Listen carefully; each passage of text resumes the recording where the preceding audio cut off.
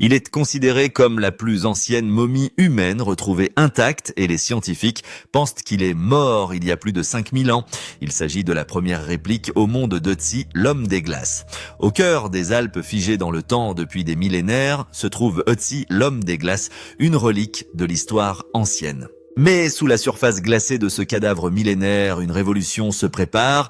Grâce à la science de pointe et au pouvoir de l'ADN, son corps glacé révèle des secrets qui réécrivent les livres écrivent les livres d'histoire et laissent les scientifiques complètement abasourdis.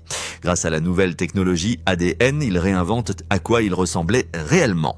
Quel secret l'ADN d'Ötzi a-t-il révélé et comment ces révélations vont-elles remodeler notre compréhension de l'histoire humaine? Rejoignez-nous dans cette aventure captivante alors que l'ADN ancien révèle les secrets d'Ötzi, l'homme des glaces, laissant les scientifiques stupéfaits. La découverte d'Ötzi, surnommé l'homme des glaces, est une momie naturelle découverte dans les Alpes de Lötztal à cheval sur la frontière entre l'Autriche et l'Italie. Il s'agit de l'une des plus anciennes momies jamais découvertes en Europe. Le surnom d'Ötzi vient de la région où il a été découvert. La découverte d'Ötzi s'est déroulée par une froide journée de septembre 1991, lorsque deux voyageurs allemands, Helmut et Erika Simon, l'ont découvert par hasard dans les Alpes de Lötztal, nichés entre l'Autriche et l'Italie. Perqué à une altitude stupéfiante de 3120 mètres sur la crête et du Fenjelspitz, le lieu de repos d'Ötzi se trouvait près de la majestueuse montagne Simolon et du col Tiesenjoch. Imaginez l'étonnement des Simons quand au premier coup d'œil ils ont confondu Ötzi avec un camarade alpiniste récemment tombé. Ils ne savaient pas qu'ils étaient tombés sur une merveille ancienne figée dans le temps. Le lendemain, un audacieux gendarme de montagne et le gardien de la Simolonute voisine se sont aventurés sur place pour récupérer le corps. Malgré leurs efforts pour briser la glace entourant le bas du corps d'Ötzi à l'aide de perceuses pneumatiques et de piolets, les conditions météorologiques difficiles ont contrecarré leur mission de sauvetage. La nouvelle de cette découverte remarquable s'est répandue comme une traînée de poudre attirant l'attention de légendes de l'alpinisme telles que Hans Kammerlander et Reinhold Messner.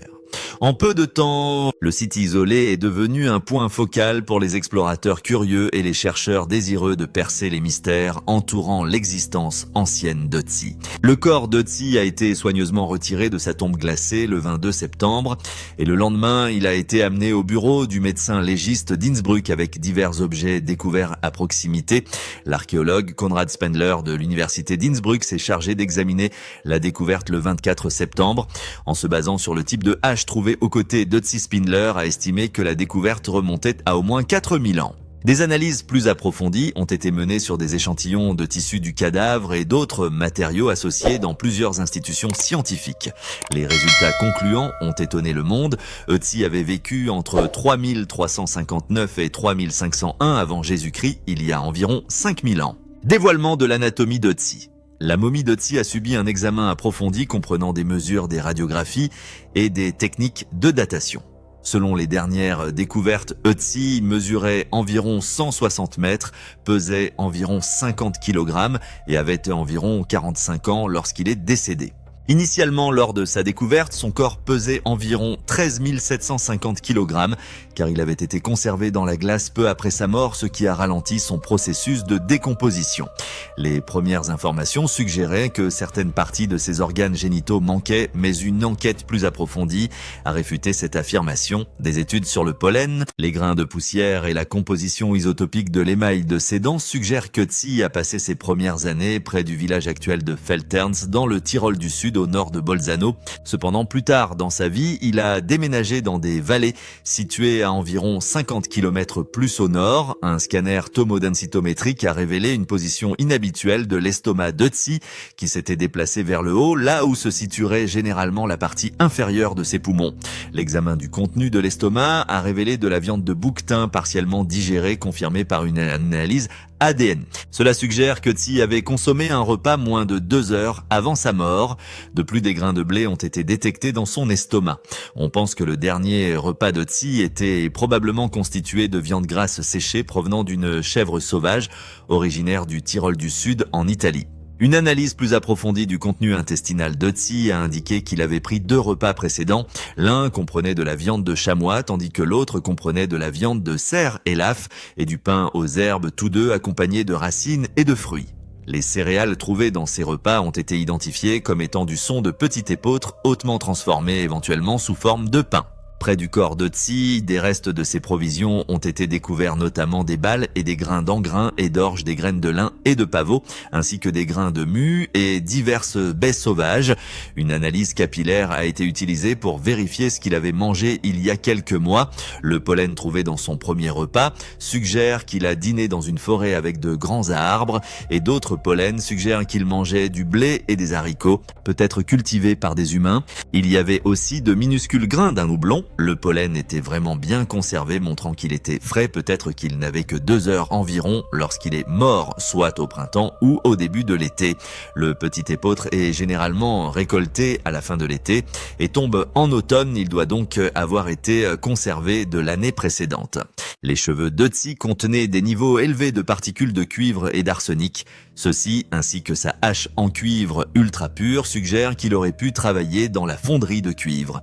Les scientifiques ont également examiné la taille des os de ses jambes et de son bassin. Ils pensent qu'Otzi passait beaucoup de temps à marcher dans des endroits vallonnés.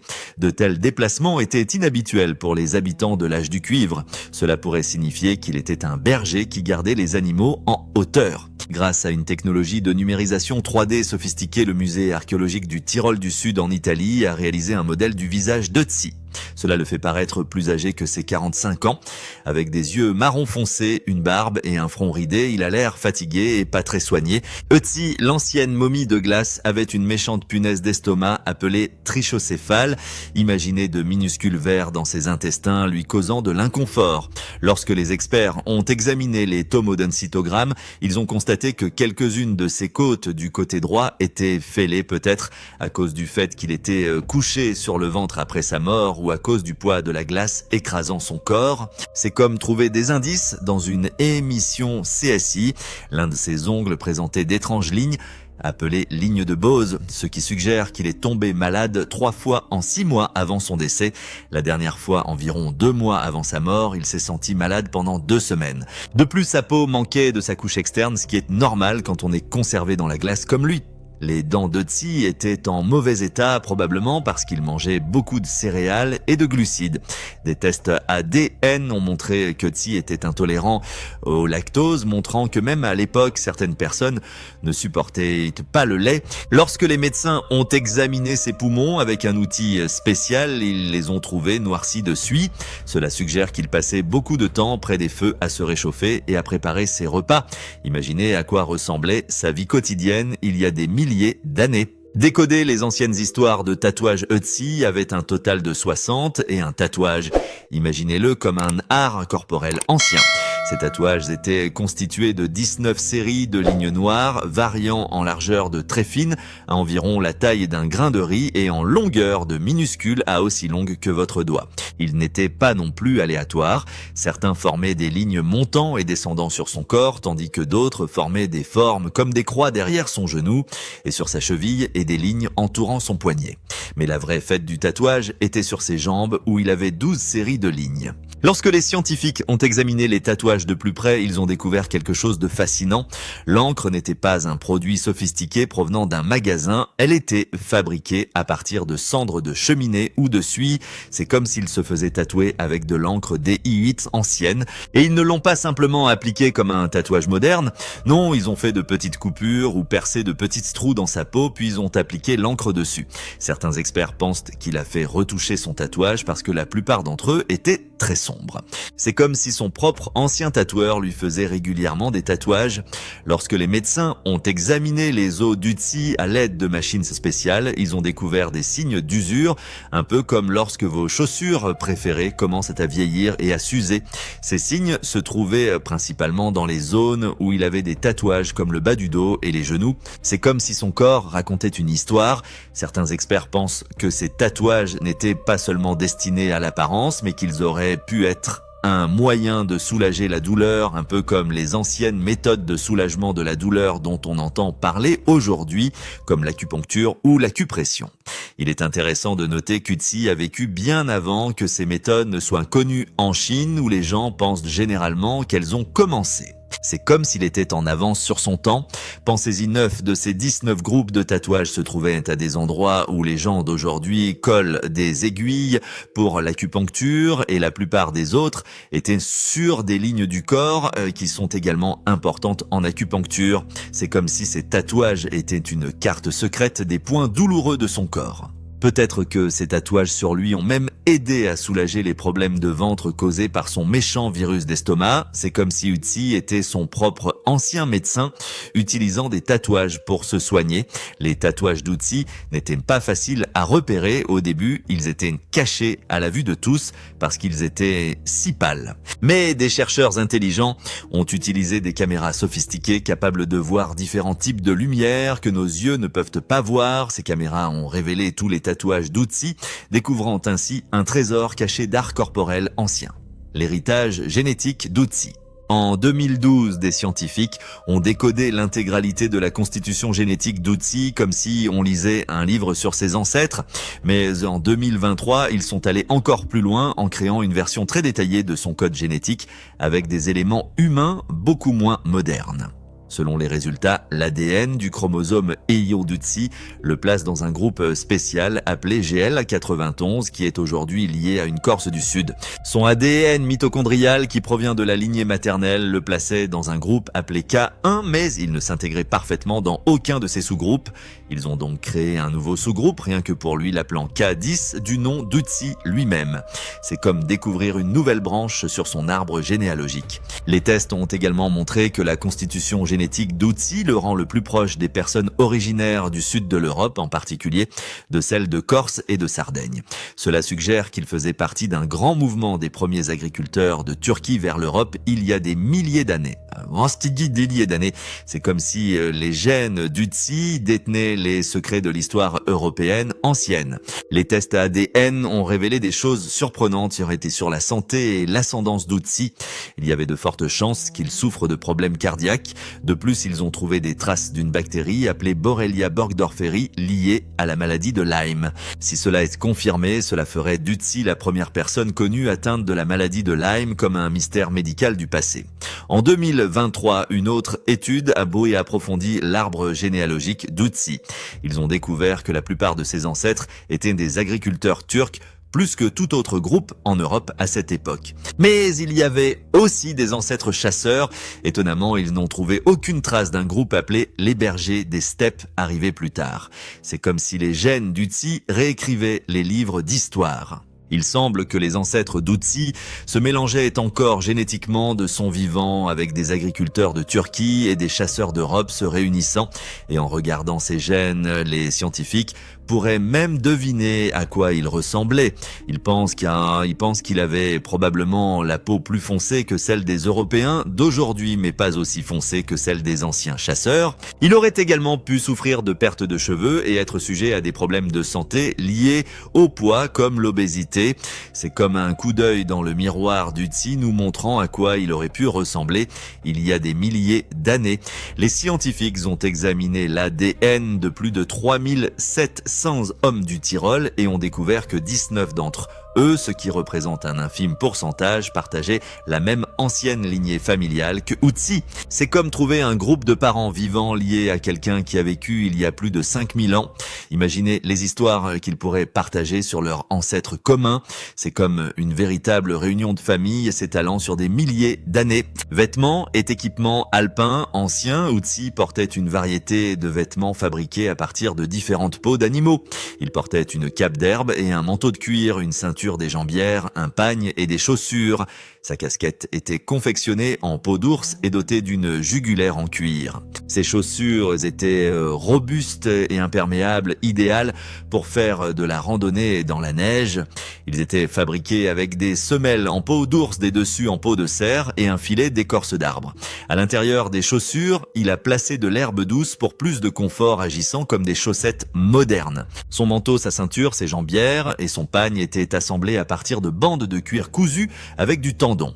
Sa ceinture contenait une pochette contenant des outils utiles, un grattoir, une perceuse, un éclat de silex, un poinçon en os et des champignons séchés.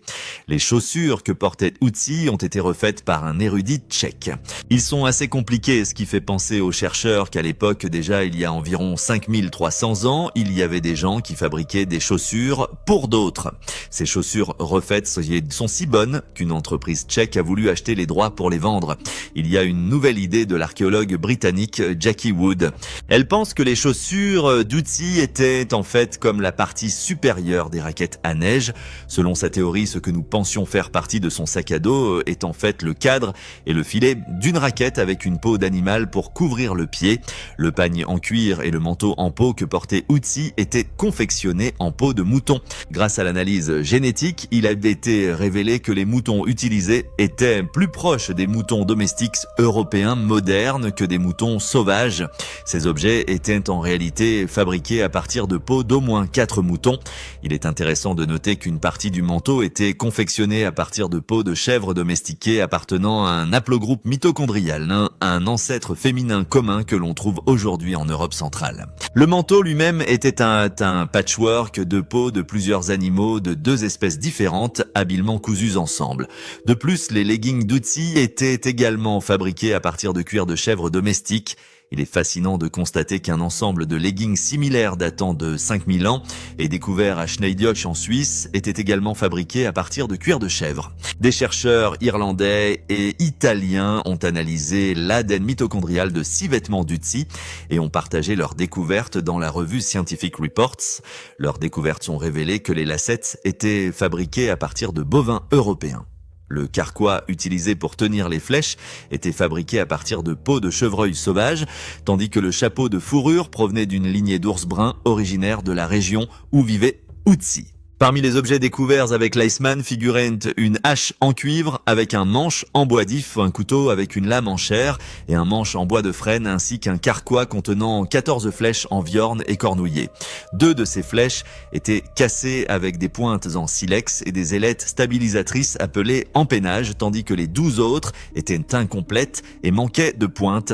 Ces flèches étaient stockées dans un carquois avec ce qui semble être une corde d'arc, un outil non identifié et un outil en bois de serre, éventuellement utilisé pour affûter les pointes de flèches. De plus, un arc long inachevé en bois d'if mesurant 1,80 m, 2 m de long a également été découvert. Les affaires d'Utsi comprenaient des baies de panier en écorce de bouleau et 2 types de champignons polypores auxquels étaient attachés des ficelles de cuir. L'un de ces champignons connus sous le nom de champignon du bouleau était probablement utilisé pour ses propriétés médicinales contre les parasites. L'autre type servait d'amadou pour allumer le feu et faisait partie d'un kit complet d'allumage du feu qui comprenait des pièces provenant de plus d'une douzaine de plantes différentes ainsi que du silex et de la pyrite pour faire des étincelles. La hache en cuivre d'Utsi était particulièrement intéressante. Le manche fabriqué à partir de bois d'if méticuleusement travaillé mesurait 60 cm et présentait une courbure à angle droit menant à la lame. La tête de hache en cuivre presque pure et longue de 9,5 cm a été coulée plutôt que durcie mécaniquement. Étonnamment, une étude réalisée en 2017 a révélé que le cuivre utilisé dans la hache provenait du sud de la Toscane, malgré la présence connue de sources de minerais de cuivre dans la région alpine à l'époque d'Utsi. La tête de hache était solidement fixée au manche à l'aide de goudrons de bouleau et de liens en cuir serré. Des signes d'utilisation étaient évidents sur la lame indiquant son utilité pratique pour les tâches de hachage et de coupe. À l'époque d'Utsi, une telle hache aurait été très prisée, servant non seulement d'outil précieux, mais aussi de symbole de statut pour son propriétaire, une histoire de tragédie ancienne. Au départ, on pensait qu'Utsi avait connu sa disparition en raison d'une exposition lors d'une violente tempête hivernale. Cependant, des spéculations ultérieures ont surgi, suggérant qu'il aurait pu être victime d'un sacrifice rituel, peut-être parce qu'il occupait une position élevée comme celle de chef. Cette idée s'est inspirée des théories proposées pour d'autres corps trouvés dans les tourbières, comme l'homme de Thalande et l'homme de Lindo. Cependant, des radiographies et un scanner ont révélé une pointe de flèche logée dans l'épaule gauche d'Utsi au moment de sa mort avec une petite déchirure correspondante trouvée sur son manteau. Cette découverte a conduit les chercheurs à émettre l'hypothèse maîtresse Coetzee avait succombé à une perte de sang due à la blessure, une blessure mortelle même selon les normes médicales actuelles. Une enquête plus approfondie a révélé que les flèches avaient été retirées avant la mort d'Utsi. Un examen attentif de son corps a révélé des contusions, des coupures et des signes de traumatisme crânien suggérant qu'il a enduré une violente lutte avant sa disparition. Une coupure particulièrement profonde atteignant l'os à la base de son pouce n'avait pas guéri avant sa mort. Les experts pensent que Coetzee a saigné à mort après que la flèche ait brisé son omoplate endommageant les nerfs vitaux et les vaisseaux sanguins avant de s'immobiliser près de son poumon. Cette analyse détaillée jette un nouvel éclairage sur les circonstances entourant la fin tragique d'Utsi, révélant une histoire de violence et de survie ancienne. Des analyses ADN auraient découvert des traces de sang provenant d'au moins 4 autres personnes sur les affaires d'Utsi, une sur son couteau, 2 sur une pointe de flèche trouvée dans son carquois et une 4e sur son manteau. Cependant, l'archéologue Alessandro Vanzetti et son équipe de l'Université Sapienza de Rome ont proposé une théorie différente. Ils ont suggéré qu'Utsi aurait pu mourir à une altitude plus basse, puis avoir été enterré plus haut dans les montagnes. Leur étude s'est concentrée sur les objets trouvés près d'Utsi et leur position. Ils ont émis l'hypothèse qu'il aurait pu être placé au-dessus de ce qui semblait être un tumulus en pierre. Cependant, au fil du temps, à chaque cycle de dégel, l'eau coulant de la montagne aurait pu déplacer son corps avant qu'il ne gèle à nouveau. Même si l'archéobotaniste Klaus Hugel reconnaît que ce processus naturel aurait pu provoquer le déplacement du corps d'Utsi, il affirme qu'il n'existe aucune preuve solide prouvant que les pierres dispersées formaient une plateforme funéraire. L'anthropologue biologiste Albert Zink ajoute une autre perspective, notant que les os d'Utsi ne montrent aucun signe de luxation qui se produirait s'il glissait dans la pente. De plus, les caillots de sang dans sa blessure par flèche sont intacts, ce qui suggère que son corps n'a pas été déplacé vers le haut de la montagne après sa mort. Quel que soit l'endroit où il a été enterré, la théorie ne change rien à la probabilité qu'Utsi ait connu une fin violente. Il est maintenant temps de faire le choix des abonnés du jour. Dans les profondeurs sombres d'un laboratoire isolé, une équipe de scientifiques se blottisse autour d'un écran lumineux, les yeux écarquillés d'impatience. L'air crépite d'électricité alors qu'il plonge dans les mystères anciens enfermés dans l'ADN d'Utsi, l'homme des glaces, une relique d'une époque révolue. Alors que le séquenceur s'anime, l'ADN ancien révèle les surprenants secrets d'Utsi, l'homme des glaces, et les scientifiques sont stupéfaits. Enfouis dans le code génétique d'Utsi se trouvent des révélations qui réécrivent les livres d'histoire. Loin d'être un simple vagabond des Alpes Utsi, se révèle être un artisan talentueux, fabriquant des outils avec une précision dépassant leur imagination la plus folle. Sa lignée remontait à une tribu oubliée, distincte de toute civilisation connue de l'époque. Mais la révélation la plus choquante de toutes est peut-être la découverte d'un marqueur génétique lié à une forme rare d'immunité. Utsi, semble-t-il, possédait une résistance aux maladies qui avait frappé ses contemporains, un trait qui pourrait être la clé des percées médicales dans le monde moderne. Alors que les implications de leur découverte se font sentir, les scientifiques échangent des regards excités. Utsi, l'homme des glaces, avait autrefois été perdu dans l'étreinte glaciale du temps, mais désormais son héritage perdurerait, révélant les secrets du passé et façonnant l'avenir de l'humanité. Rite funéraire, ancien et dynamique sociétale. Certaines personnes ont une théorie différente et intrigante sur la remarquable préservation d'Utsi et le but de son équipement.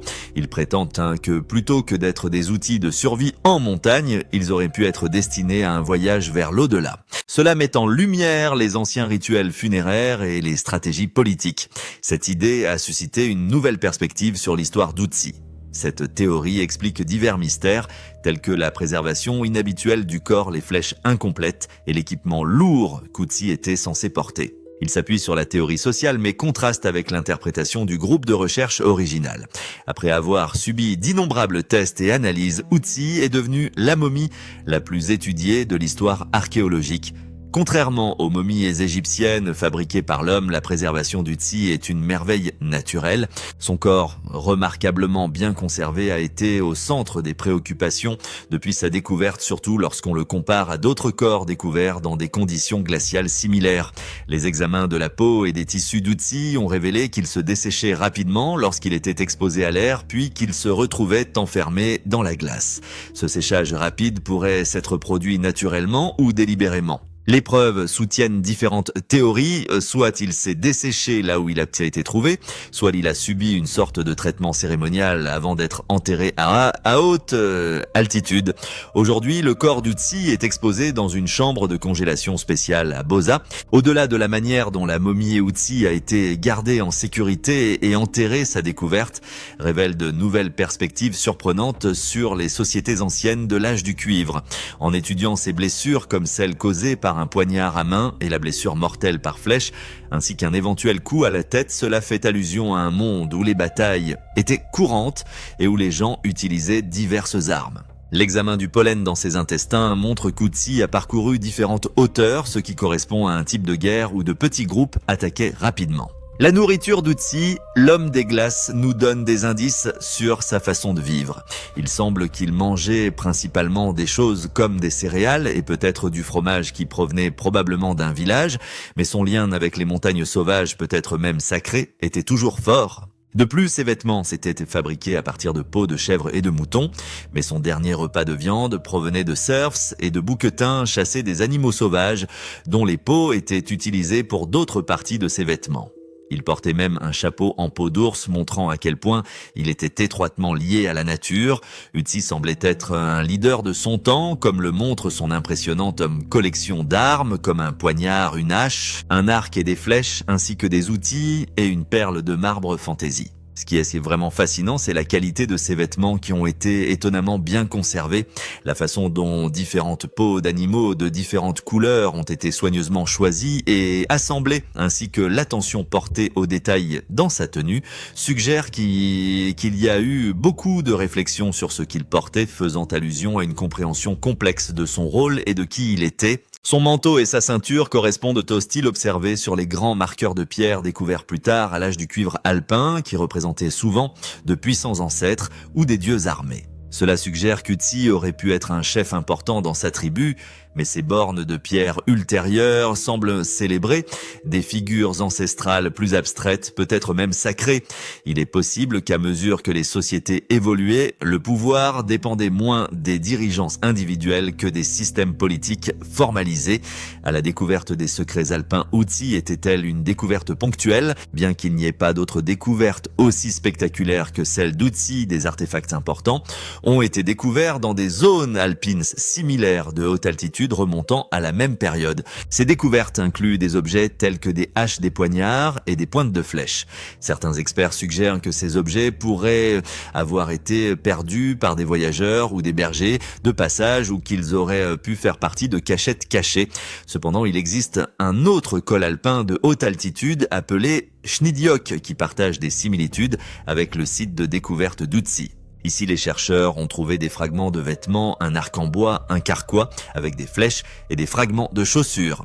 La datation au radiocarbone situe ces objets entre le début du 3e millénaire et le 2e millénaire avant notre ère. Bien qu'aucun corps n'ait été retrouvé, ces découvertes suggèrent la possibilité de tombes effondrées similaires à celles où Utsi a été retrouvé, ce qui suggère que son cas n'est peut-être pas aussi isolé qu'on le pensait autrefois. Même dans les histoires transmises par le folklore alpin, il y a une touche de vérité sur la manière dont les corps et les sépultures des âges du cuivre et du bronze ont pu être préservés par la glace et progressivement révélés à mesure que le climat devenait plus doux. L'une de ces légendes, enregistrée en 1862 par un historien, reflète probablement l'observation de sépultures de l'âge du bronze dans des zones de haute altitude. À cette époque, les défunts étaient souvent enterrés avec de longues épingles en cuivre dans le cadre de leurs coutumes funéraires. Il est concevable que ces corps émergeant de la glace comme Utsi aient inspiré la représentation des pêcheurs dans les sanctuaires extérieurs traditionnels de la région, représentés comme des personnages à la peau noire, presque squelettiques. Que pensez-vous des secrets révélés par l'ADN de l'Iceman? Faites-nous part de votre avis dans les commentaires ci-dessous.